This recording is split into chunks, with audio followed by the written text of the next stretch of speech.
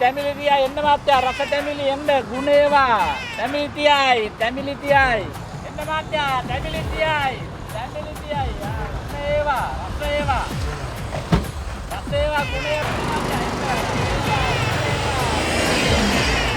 මහත්තයා එන්න නෝනා රසේවා එන්න තැමිලි කීයද? තැමිලි 30යි මහත්තයා එකක් කපන්න එකක්. බොණ්ඩද ගෙනියන්නද බොන්න. එහෙනම් දැන් පොඩියන් හොඳ ගෙඩියක් කපලා දෙනවා මහත්තයා මහත්තයා එකක් කපන්න.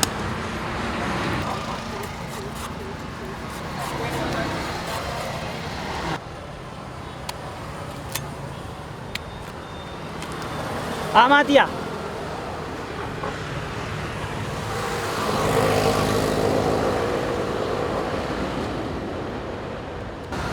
තැමිලි මරුව මේ මා තැමිලි ගෙඩිය.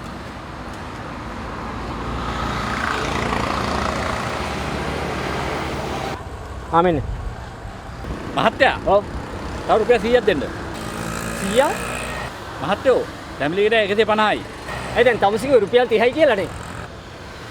මහත්තයෝ තැමිලි ගෙඩිය 150යි 30යි කිව්වේ මේ තැමිලි ගෙඩි ගන්න මෙන්න සල්ලි තියාගන්න. තමුසලා පුදුම විදිහට නේ මිනිස්සුන් අන්දන්නේ. එන්න තැමිලි 29යි එන්න නෝනා මහත්තයා එන්න තැමිලි 29යි